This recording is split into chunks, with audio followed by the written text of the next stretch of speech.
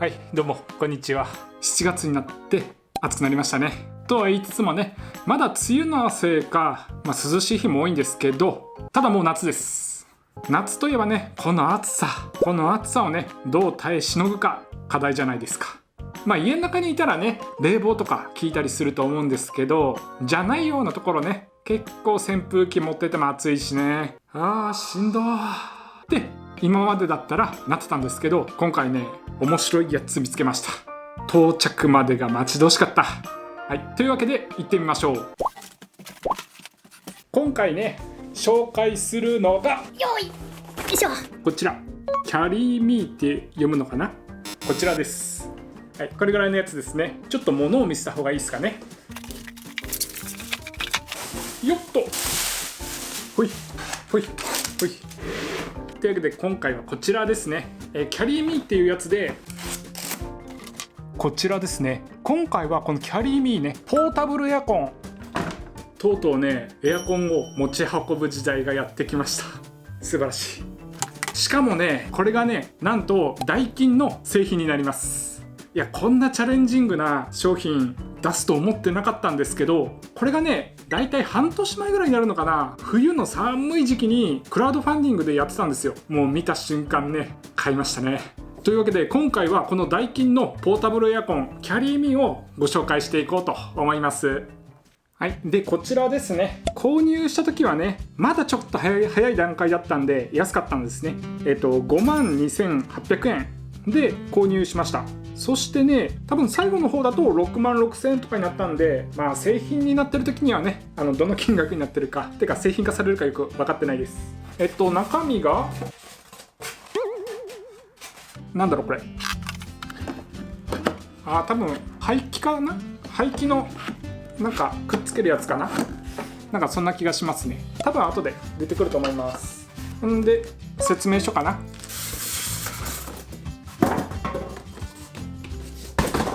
以上です。シンプルだな、製品は。じゃあちょっと説明書だけ読ませてください。今開けたところなんでね。じゃあちょっと確認します。 OK、 ちょっと分かってきました。さっきのこれはね、ダクトアタッチメントって言って、そのまんまなんだけどダクトのアタッチメントです。なんでこういう筒のダクトですね、それを取り付けて外に排熱するってやつですね。あとはね、付属品ないんで本体説明ですね。いきましょう。まず正面からですね、やっていきましょう。まずここがね、冷たい冷気が吹き出すところですね。ここにつまみがあるんですけど、単純ですね。上下の方向を変えるやつです。そしてその下にあるこちらですね。これはね、このポータブルエアコンね、排熱をするんですけど、その排熱用の吸い込み口になってます。なのでね、排熱する用の空気をここからわざわざ吸い込むわけですね。はい、そしてそのまんま後ろに。でここはね、吸い込み口って書いてあるんで、多分冷気を出す用のやつかな。でこっちが排熱の吹き出し口ですね。そしてね、後ろからはこんな感じでコンセントが出ている感じですね。コンセントそのまんまなので、これ持ち歩いたりというか、よく移動したりする人はなんか巻き取り用の何かを100均かなんかで用意してもいいかもしれないですね。そして上の方ですね、これフィルターですね。で下の方にもこれが、よいしょ、こんなやつ。はい、これドレンタンクっていうやつで、ドレンタンクっていう名前自体がよく分かんないんだけど、多分ね、これ動かしていくと、水分が溜まっていくんで、それを溜めるタンクだと思います。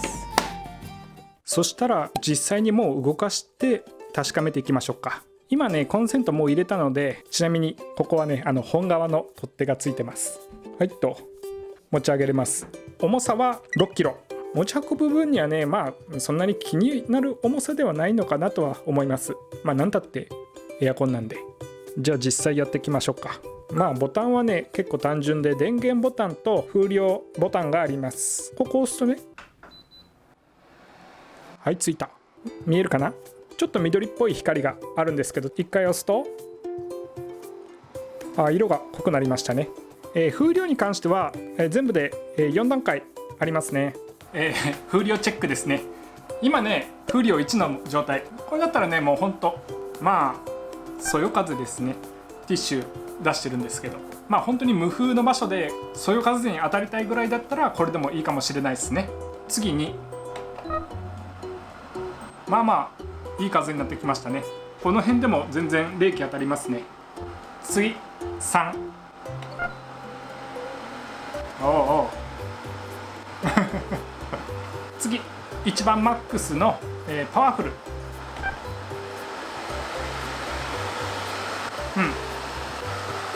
いい感じですね。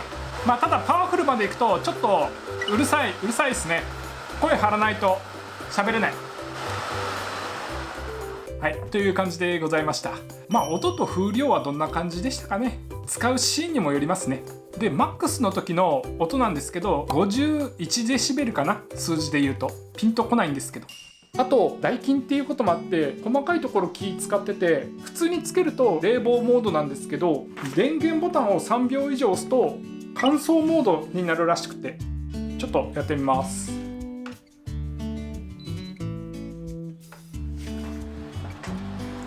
はいはいはいうるさはい、このオレンジ色のやつですね。これついたら乾燥モード。まあどんな時に使うかっていうと、シーズンが終わったタイミングですね。結露したりとかしてるんで、長期保存する時にはまあ乾燥モードにして、水気をね全部飛ばして保管するようにします。やっぱ長く使われることをね想定してるんですね。まあ何がいいかっていろいろあるんですけど、いいところ言うね。まずこのサイズね、高さ40センチで、あとはね縦横はね19センチなんですよね。なのでちょうどいい大きさなので、なんだろうね、キッチンとか置けると思いますね。そのキッチンはねやっぱね火使うし、エアコンからも遠かったりっていう場合多いと思うんですけど、これがあればねそのキッチンの端から涼しめるっていうやつですね。キッチンであれば静かである必要もないし、パワフルで回してもいいのかなっていう感じですね。そしてねやっぱね、この新しい商品をダイキンが出したっていうのがやっぱすごいですね。しかもクラウドファンディングを使うっていうね、そこから開発するっていうのが、今回成功してるかどうかわからないんですけど、結構ね注文した方多いので、やっぱしっかりした製品作りができるところもこうやって挑戦的な製品が作れるようになるのはね、ものすごい大きいそんでね、推奨はされてない気はするんですけど、消費電力が風量パワフルで回しても 130W なので、これ車中泊で使えるんじゃないかなと思ってそれができるかなと思って購入したんですけど、はい、結構ねデザインもシンプルでね真っ白だし、満水の目安はだいたい6時間ぐらいかな。はい、気をつけましょう。いいところは一旦もう置いといて、注意するところですかね。ポイントとしては音ですね。1と2ぐらいだったら大丈夫かなと思うんですけど、3と4はねやっぱり近くだったら喋るのもちょっとこいつうるせえなってなるかもしんないっす。あとこれ防水仕様じゃないので、脱衣所とかで使う分にはいいんですけど、水がかからないようにしないといけないですね。そして脱衣所といえばなんですけど、狭い場所で使うとさっき言った通り排熱があるんですよね。なので、狭い場所で使ったりすると室温がね逆に3度ぐらい上がるらしいです。これ、あくまでこれってスポットクーラーなので、どうしても狭い場所で使いたい場合に関しては多分このダクトアタッチメントを使って排熱はちゃんと外に逃がすとかっていう風にしないといけないですね。なので車中泊する時も、こいつを使って外に排気するか、なんだったらもうバックドア全開にして蚊帳つけてそこから排熱するっていう風にしないといけないかもしれないですね。なので、ちょっと排熱はね意識しないといけないです。あとポータブル電源使うときは 100V の準制限波で 300W 以上出力できるバッテリーをご使用してくださいとのことです。130W 出力なので、200W ぐらいのやつでもいけるかなとは思うんですけど、説明書の公式として書いてあるので、300W 以上が安心ですね。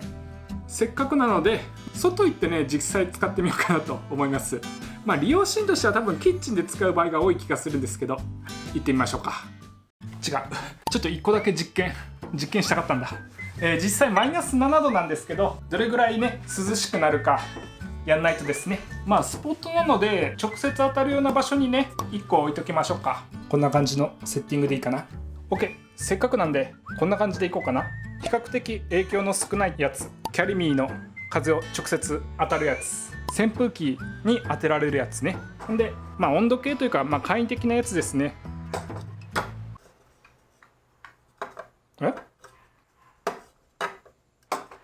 ちょっとこの平べったいところに合わせていくとさ、なんか一個だけ違う。こうだろ、こうなんか平べったいところなんか違うんだけど、場所が横向いてんだけど、こうがいいんだけど、こうがしょうがないか。じゃあこの不揃いな温度計たちで測ってみようかなと思います。ざっくり26度ぐらいかな。風量はこいつマックスにして、扇風機の方が感覚的に似たような感じのやつでいこうかなと思います。じゃあこのまんま5分ぐらいやります。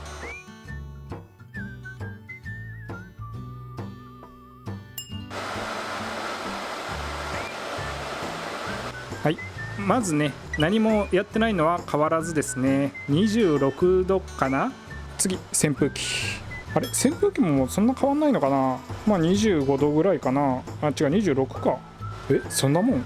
そして冷房うるさい。冷房は21度か2度か、その辺ですね。下がるは下がりますね。結構ね、今換気よくしてるんでね、実際ね、もうちょっと状況によってはしっかり分かれると思います。じゃあ、細かいことはさておき、外行ってきます。持ち運びはね、比較的簡単。行ってきます。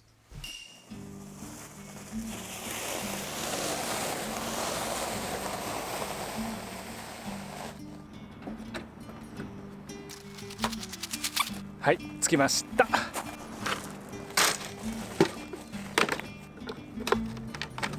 今ね、スワーキの S370 ですね。これ定格出力が 300W あるので、こいつの推奨する 300W にね、ギリギリ到達しているので使えるのかなと思っております。はい、じゃあ押しますね。